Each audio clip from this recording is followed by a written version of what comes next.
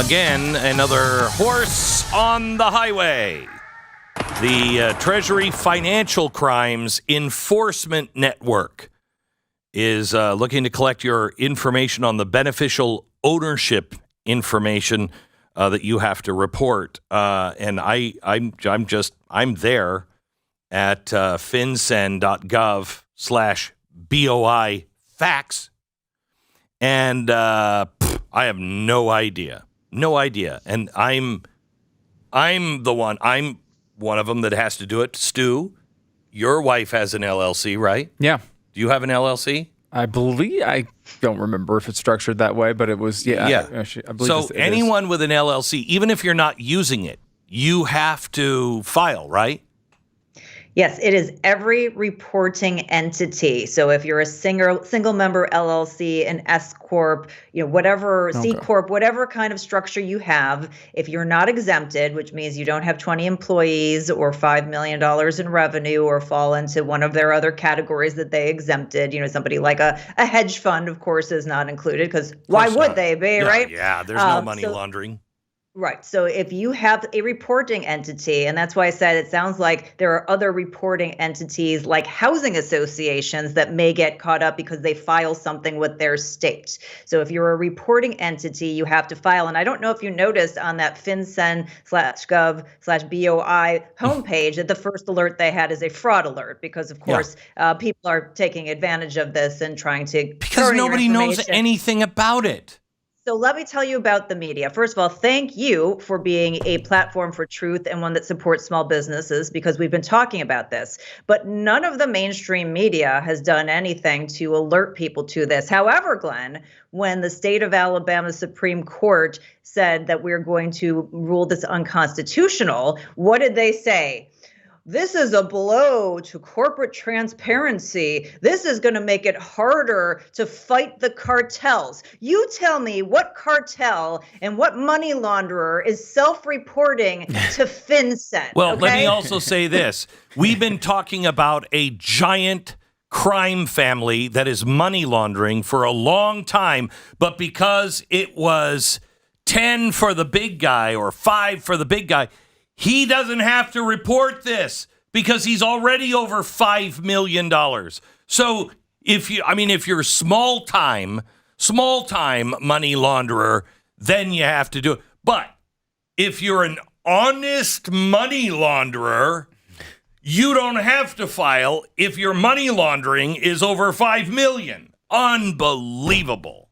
Well, that's the thing that's really frustrating. They have tools that alert them to suspicious activity. There are suspicious activity reports from the banks, which the Biden family had, over 100 of them, I think, on a combined basis. Yes. And they did nothing to look into potential money laundering. So if there is suspicious activity or there is something that looks, awry, they have ways to go through the courts to go after that, particular entity. The ones who are massive criminals aren't going to be reporting to FinCEN. So all this is a mass surveillance program against small business. And the penalties, as you said, are insane. It's not just for not reporting, but it's if you don't update. So a woman gets married and changes her name. You move, you get a new driver's license because the other one was out of date. You don't let FinCEN know, they can send you to jail. Why this was ever passed, and oh, by the way,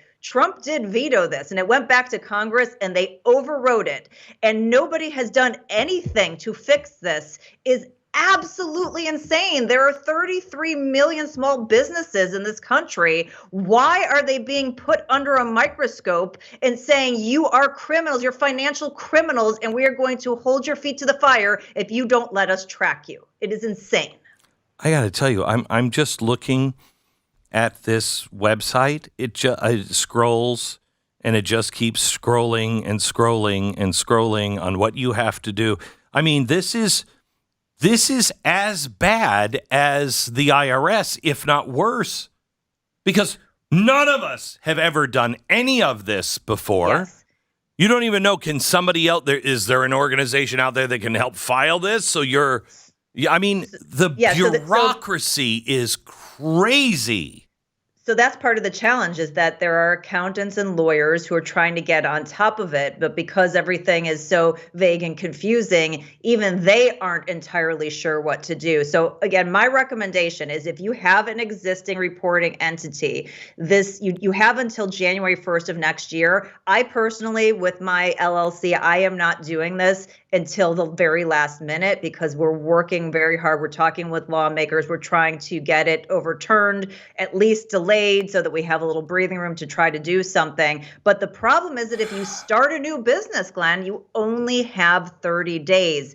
And I have heard some rumblings that, this, whatever it is that they're collecting this information is, that they don't have a formal database built yet. Go figure, right? And so, that information is incredibly vulnerable, and that impacts the ability to start businesses in this country. So if you're starting one and you have an entity, if you don't have a reporting entity, you don't have to file What something does that mean, with your a state. reporting entity? That's an LLC or something that you have to file information with your state to let them know that you're a business. There are certain people who act as sole proprietors who don't have a business around them or an entity around them. Like you said, an LLC, an S Corp, a C Corp, and the like. But if you have that reporting entity, that's where you're getting caught up in this. And it is just absolutely egregious, nefarious, and affront to small business. I have a friend who has just this week started a new business. Guarantee you he knows nothing about this. And Yes, because he's starting a new business, he has 30 days. 30 days. Or he can be fined. He can be thrown in jail. Is it $500 or $800 a day for every day after 30 days? Yeah, it's some incredible amount per day. And up to 10 years in prison. Civil and criminal penalties for not reporting, or not updating your information. It's not just it's not like you do this once and you're done. You have to remember this anytime you do anything that changes any of the information that would be collected in the system. Stalin said, "Show me the man, I'll show you the crime," or his Stasi chief said that. Yep. That's what this is. I mean, everybody is, with all of the new guidelines and regulations and everything else, there's no way you can keep up with all of these things.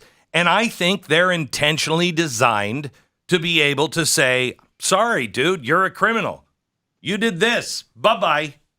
Because people who are connected are never going to have a problem from the Treasury Financial Crimes Enforcement Network.